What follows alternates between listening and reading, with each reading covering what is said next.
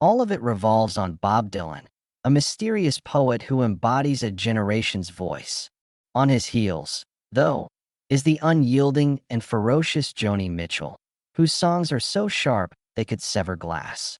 On the surface, they are folk world titans, but there is a quiet storm brewing beneath the surface, and they are both admired for their unique talent and biting humor.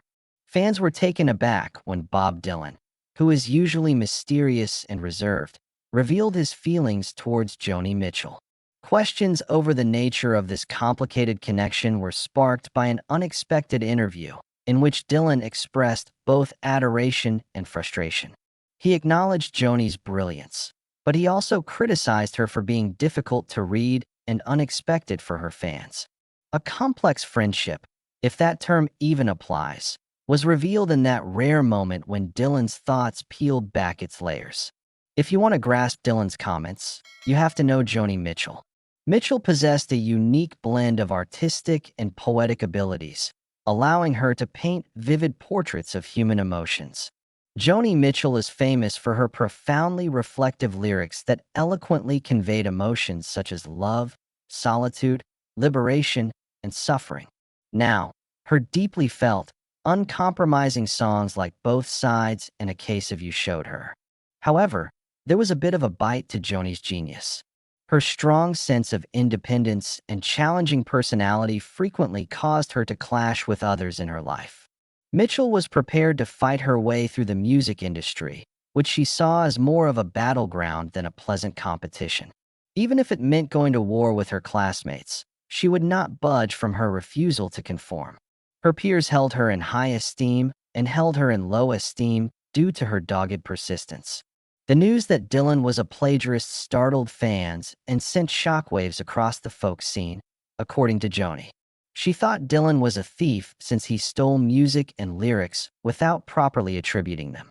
Dylan had long been hailed as a genius for his own musical achievements, thus her remarks hit particularly hard. However, Joni had little interest in keeping the peace. When it came to her, genuineness and creativity were paramount. She was unafraid to point out when people failed to uphold what she considered to be these holy, inviolable attributes. Imagine two folk heroes who are blatantly loyal to their craft and who are also immensely proud of themselves. The discoveries that Dylan made about Joni struck at the core of their intricate relationship. Although he had admiration for her, he struggled with her stubbornness. He stated she's difficult to read, implying a character who could be captivating yet distant. Regardless of the consequences, Joni was unafraid to speak her mind when it came to Dylan or anyone else in the industry who she felt was being insincere. They were always in a constant state of conflict, with their relationship veering more toward animosity than friendship. Dylan had relied too much on myth and ego, in Joni's opinion, despite her love for his artistry. Meanwhile, Dylan perceived in Joni an unease, an unwillingness to conform, or an honest, unabashed side. With a healthy dose of mutual admiration and occasional animosity, the two icons' dynamic left fans guessing as to whether they were on good terms or at odds. Not only did Dylan endure Joni's biting tongue, but so did other artists. Mitchell engaged in numerous creative feuds and confrontations with anyone who dared to oppose her throughout her career. Her feud with David Crosby is well known.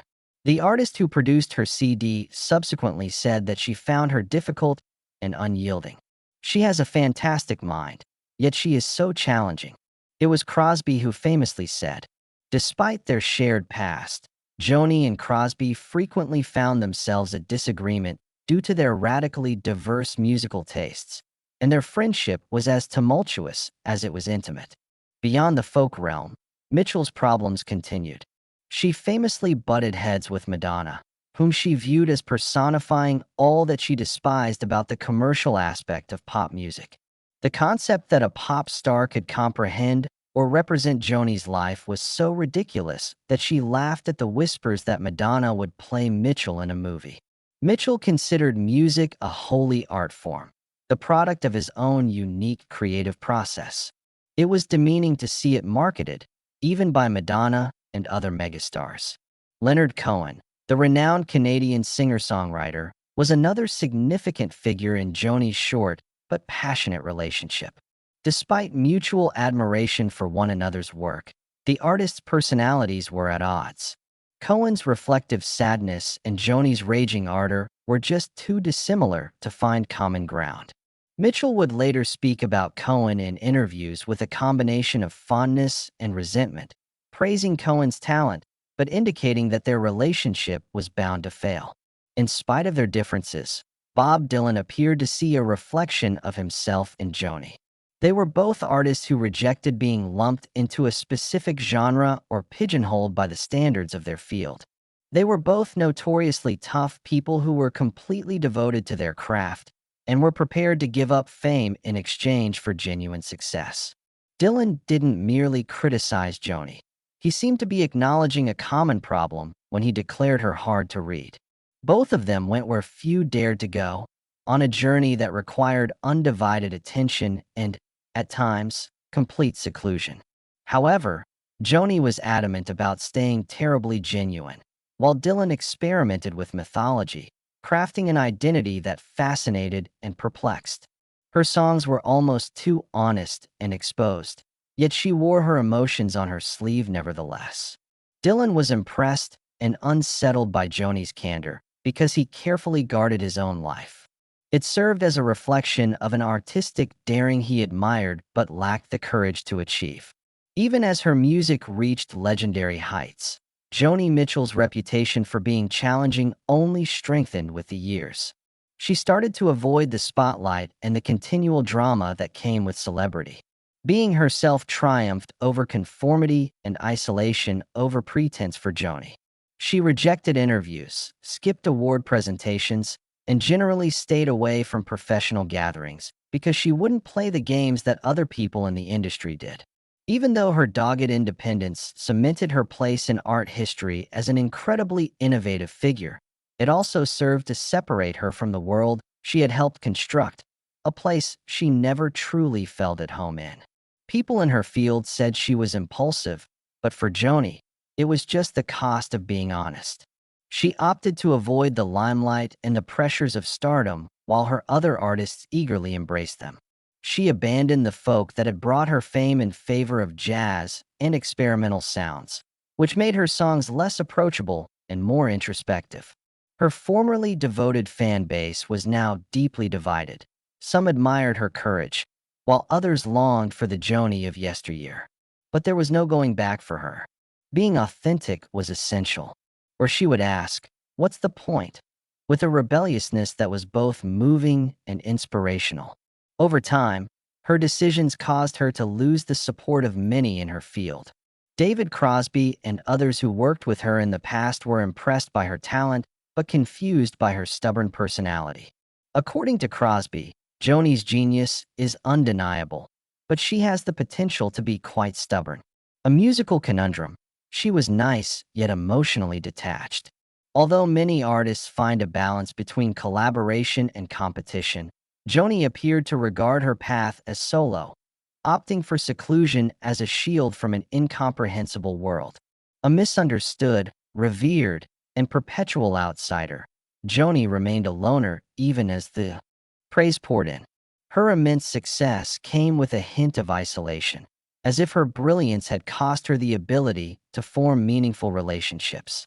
Despite her many accomplishments, Joni appeared to live in a fantasy world where her music had profound emotional resonance, but her real existence was devoid of meaning.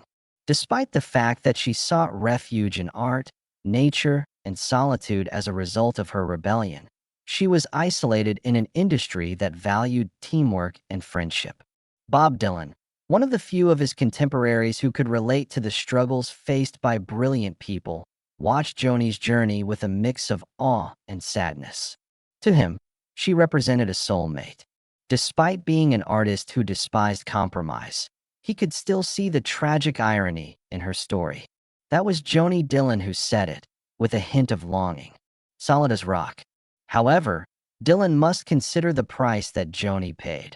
Her loneliness was not an afterthought, but rather the result of her lifelong decisions to value art over friendship and honesty over ease. He had admiration for her, but he also saw the sadness in her life, which appeared to be plagued by the toll of her unwavering honesty, despite its brilliant aspects. As a reminder of the double-edged nature of brilliance, Joni Mitchell's biography is both an inspiring tale of victory and a haunting tale of solitude. She was admired and alone at the same time during her path because of her unwavering dedication to her vision. The sacrifices she made, the friendships she strained, the connections she lost, and the solitude that became her companion are all remembered by fans today, even as they adore her as one of the finest composers of all time. As far as Joni is concerned, there was never any other option. Even if it meant going it alone, this was her destiny. A legacy defined by friendships that turned into feuds and adulation perpetually shrouded in hatred. Joni Mitchell's narrative is one of ferocious victory and unrelenting tension. Showing her respect was not an option for her. It was an absolute must. And when others showed her respect, she scrutinized them closely. For herself and everyone else in her life, she had impossible expectations. Very few could fathom or replicate the decision.